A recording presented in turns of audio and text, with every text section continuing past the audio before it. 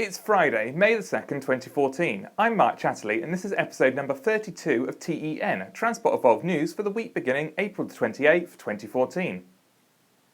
Driving a Tesla can say many different things about you. It can say I'm successful, it can say I'm futuristic, it can even say I don't support war for oil. But did you know it can also say I suffer from anal itching? At least according to a leaflet left on tech journalist Ryan Block's Model S this week. The one-page diatribe, which is headed with the words consumer alert because, you know, that makes it all the more believable, is full of accusations against Tesla motors and drivers of their cars. Tesla is accused of many things, including using battery packs that blow up if they get wet or bumped, and also release toxic cancer-causing fumes if they go off, bribing officials and even paying off reviewers. Tesla drivers, on the other hand, are apparently supporting the Afghan invasion to get lithium in their batteries, have no morals as they support Tesla, who has multiple death and fraud lawsuits against them, support spying through a secret Google-Tesla alliance, and also suffer from anal itching due to the Tesla seat vibration problem. The full manifesto is well worth a read, but as far as we know, Ryan Block is the only driver to receive one of these consumer alerts so far.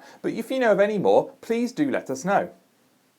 We're all aware that electric cars are quiet. In fact, it's one of the main reasons some people like driving them. No constant drone of a petrol or diesel engine while driving, being able to hear the birds and the bees while driving along country roads. But as we all know, it's also one of the factors that scares people who aren't converted yet. Worries about EVs mowing down the elderly and young who can't hear them coming are abound. So if you're an EV manufacturer, would you play up this aspect of the car? And if you chose to do so, would you do it with a high-speed race through a narrow village streets?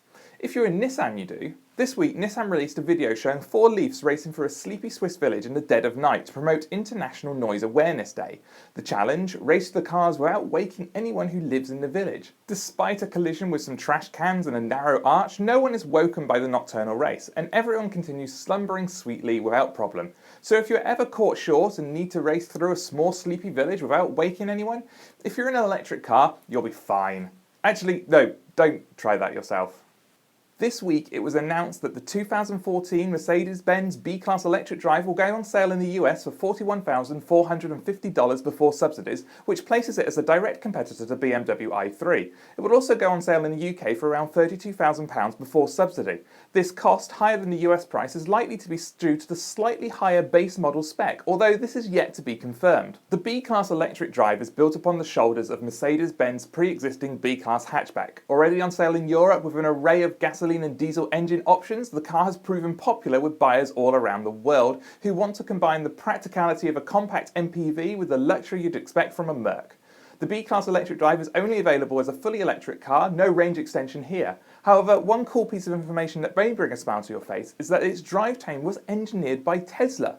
It reaches 62 miles per hour in just under 8 seconds thanks to its 132 kilowatt motor and has a non-tested range of around 85 miles. On paper, there's very little to differentiate the i3 and the Mercedes-Benz B-Class. They both start at around the same price in the US, have similar performance, similar onboard telematics and similar range. Ultimately, it's about choice. Do you buy a 5-seater all-electric version of an existing conventional-looking Merc made in collaboration with the darling of the electric car world? Or do you opt for the more efficient 4-seater carbon fibre-clad BMW, which certainly stands out from the crowd? Let us know what you think. This week, Elon Musk confirmed that Tesla is moving its 4-state search for the site of its $5 billion gigafactory to the next stage by picking not one, but multiple sites to develop. Tesla will continue developing each site up to and including the groundbreaking which occurs immediately prior to the start of construction. But why? Is Tesla hedging its bets, or is this a way to keep pressure on certain states to allow them to sell directly to consumers? According to Elon Musk, when talking to Bloomberg earlier this week, the unusual development strategy is a way of minimising delays and ensuring Tesla's epic lithium-ion battery facility was producing battery packs on schedule for the production of Tesla's upcoming models. Currently, neither Musk nor Tesla will disclose which of the 4 states will be chosen to move forward to the next stage of the gigafactory planning process, but according to what Musk told Chinese reporters last week while launching the Model S in China, Tesla now has 2 locations it's seriously considering. I think it's fair to say that not many people would turn down a Model S if they got one for free, unless they're worried about the anal itching we talked about earlier. This week we came across a competition being run by eBay to win a Model S as part of its promotion for a new eBay garage. All you need to do to take part is sign into your eBay account, then tell its eBay garage what type of vehicle you own. Be it a motorcycle or a car, eBay wants you to tell it what vehicles you have along with details of any modifications or tweaks you have done. But what does eBay get from this? Well, Information. With this information from you, eBay will be able to better target ads at you, and in our modern world this is a very valuable commodity. Valuable enough that they're willing to give away a Model S.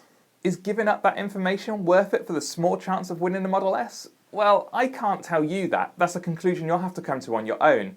But if you do win, do promise to take me for a ride.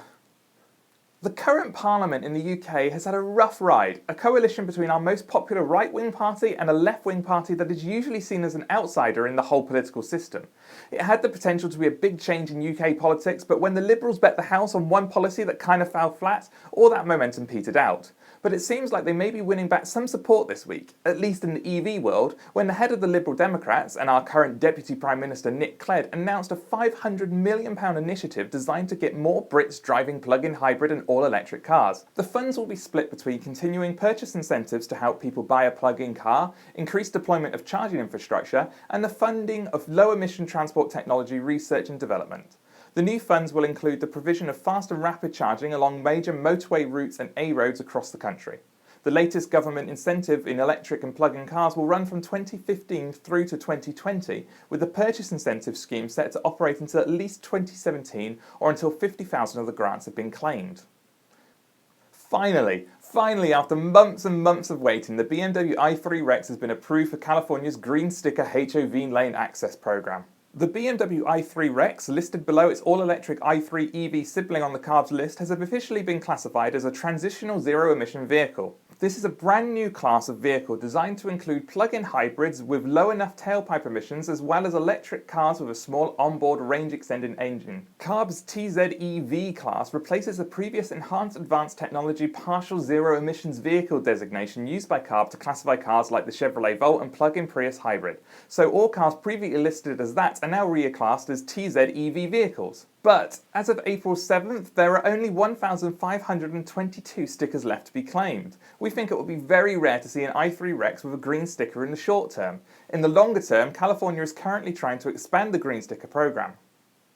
Rimac, a Croatian company that makes and sells electric vehicle drivetrains as well as being responsible for creating the world's fastest production electric vehicle, is readying itself for an €8 million investment.